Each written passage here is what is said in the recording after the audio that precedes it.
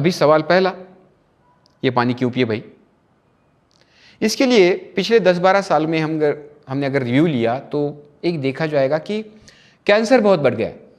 परसों ही पुणे के एक बहुत बड़े नामचीन या रेप्यूटेड पेपर में एक न्यूज़ आई थी कि महाराष्ट्र में तकरीबन 68 लाख कैंसर के पेशेंट पाए जाने के चांसेस हैं।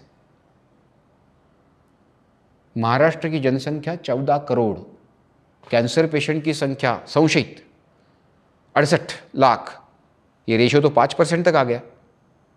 डायलिसिस के भी मरीज मेरे ख्याल से तकरीबन 45 लाख के करीब रहेंगे आज। हर तीसरे आदमी को कॉन्स्टिपेशन है, हर चौथे आदमी को एसिडिटी है। थायराइड का नाम हमने कभी सुना ही नहीं था पिछले 5 साल के पहले। आज 10 फ्लैट की भी बिल्डिंग हो, उसमें कम से कम एक रुग्ण पाया जाता है थायराइड का। और एलोपैथी ने तो आपके पेशेंट्स समझना चालू रखा है, बंद किया है, थोड़ा सा कंफ्यूजिंग स्टेट। देखिए, सिंपल 2-3 चीजें देखते हैं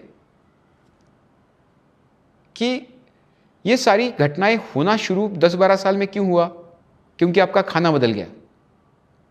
ये पिज्ज़ा बर्गर पहले नहीं थे 10-12 साल पहले, अगर थे भी हम लोग ज़्यादा नहीं खाते थे। कोल्ड ड्रिंक्स ज़्यादा पीने लगे। पेस्टिसाइड्स का जो यूज़ है वो इतना खतरनाक तरीके पे या लेवल पे आ गया है कि आपके खाने में रोज ये पेस्टिसाइड नामक जहर जाना शुरू हो गया। केमिकल फर्टिलाइजर का यूज चौगुना हो गया है। कम से कम घर में अचार बनता था, आटा मून के लाते थे। आजकल पूरा सब रेडीमेड पैकेज फूड, हर पैकेज फूड में फूड प्रिजर्वेटिव रहता है, उसका पीएच वैल्यू काफ़ी हाई यानी कि एसिडिक लेवल का रहता है। कुल मिला के कंक्लूजन ये है कि आप बहुत ज़्यादा एसिडिक खाना शुरू कर दिया है और आपको जो भी बीमारियां जो मैंने गिनाई, एसिडिटी हो, कैंसर हो, डायबिटीज़ हो, डायलिसिस हो, कॉन्स्टिपेशन हो, यूरिक एसिड हो, इसका कारण शरीर का एसिडिक इन्वायरमेंट बढ़ना, जिसको एलोपैथी में एसिडोसिस बनते हैं। जो रोग का जंतु नहीं वो रोग नहीं, प्लीज़ समझ लीजिए। जो रोग का जंतु नहीं वो रोग नहीं। और जो भी हम लोग गिन रहे हैं आजकल, मनुष्य को जो 97% बीमारियां हो रही है वो तकरीबन इसी कारण हो रही है। और एसिडोसिस का सबसे बड़ा कारण है loss of minerals, lack of minerals. These are not diseases, these are body disorders. ये होता है मिनरल लॉस की वजह से। अभी मिनरल लॉस क्यों होने लगा? आप एसिडिक खाने लगे। शरीर में आपका जो ब्लड है उसका पीएच है 7.4, काफी सेंसिटिव है। डॉक्टर से पूछ लीजिए आप, अगर वो 7.4 6.9 के नीचे जाने लगा तो बहुत भयंकर परिणाम होते हैं। तो ब्लड को अपना स्टेट मेंटेन करने के लिए शरीर से मिनरल निकालने की वजह सिवाय दूसरा कोई चारा बचता नहीं है। ठीक है, शरीर ने मिनरल निकाल भी लिए, it is as good as borrowing loan from a bank. अभी जब ये रिटर्न करने की सवाल आई, ये मिनरल रिपे करने के सवाल आता है, तब हमारे पास कोई जवाब नहीं है। क्योंकि हमारा आहार में ऐसा सर्वसमावेशक कोई आहार ही नहीं जिसमें जो खर्च किए गए मिनरल्स है वो फिर से रिफिल हो जाए, क्योंकि खाना तो बदला नहीं है। तो फिर क्या करें? इसके लिए ये आयोनाइज्ड अल्कलाइन एंटीऑक्सीडेंट पानी आपके काम में आएगा, because these are active minerals. Electrolysis की वजह से आपके पानी में जो भी मिनरल्स है, जो भी शरीर को आवश्यक मिनरल्स है, वो सारे के सारे आपको मिल जाएंगे, वो रिफिल हो जाएंगे। इसमें आपके जीवा के जो रंग ढंग है वो बीच में नहीं आते, क्योंकि पानी पीने के लिए किसी को तकलीफ नहीं होती। रोज के रोज अगर आपके मिनरल्स आपको बैकअप मिल जाए तो ये जो सारी चीजें हैं ये खत्म हो जाएगी।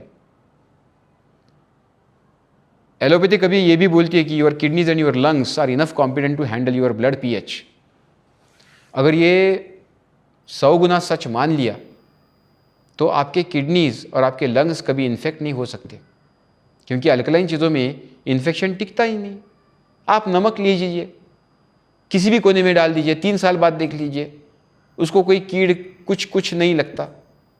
साबुन ले लीजिए, किसी भी कोने में फेंक दीजिए, 10 साल बाद देखिए उसको भी कोई ऐसा इन्फेक्शन हुआ कोई दिखाई नहीं देगा, क्योंकि ये दोनों चीज़ें अल्कलाइन है।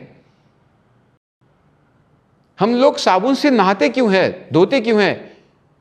क्योंकि जो भी बैक्टीरिया है वो सब धुल जाए, क्योंकि वो अल्कलाइन है। इतना सिंपल है। 50 साल पहले भारत में सारी जो नदियाँ बहती थी, झरने बहते थे, वो सारे अल्कलाइन स्टोरेज थे। लेकिन जैसे जैसे हम फर्टिलाइज़र डालते गए वो पानी भी एसिडिक आने लगा। हमने हवा में इतना प्रदूषण कर दिया कि ऊपर से बरसने वाला पानी भी एसिडिक आने लगा। तो आपके शरीर में जाने वाला पानी एसिडिक है, जिसको आप रोक नहीं सकते। और कोई भी वाटर आयोनाइजर ये पानी की स्टेट बदल सकता है। आपको फिर एक बार अल्कलाइन पानी, जो किसी भी नदी या झरने के शुरुआत में जो क्वालिटी का पानी रहता है, वो क्वालिटी का पानी आपको ये वाटर आयोनाइजर दे सकते हैं, जिनका इलेक्ट्रोलाइसिस बेस आयोनाइजेशन होता है।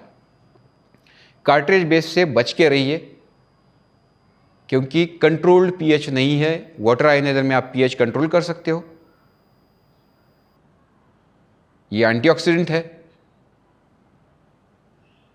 तो कुल मिला के आपके घर में अगर प्यूरीफायर है भी तो जरूर सोचिए, क्योंकि प्यूरीफायर आपको कभी भी अल्कलाइन पानी नहीं दे सकता। प्यूरीफायर आपको कभी भी एंटीऑक्सीडेंट पानी नहीं दे सकता। प्यूरीफायर आपको कभी भी मॉलिक्यूलर डिस्ट्रक्चर किया हुआ, यानी हल्का, झरने के उगम में जैसा पानी रहता है हल्का पानी, वो नहीं दे सकता। अल्कलाइन पानी नहीं दे सकता। तो ये कोई फैड नहीं है। आपको आपके मिनरल्स, शरीर में खर्च किए हुए मिनरल्स अगर रिफिल करने हैं तो electrolysed water is the best and the only solution. Thank you.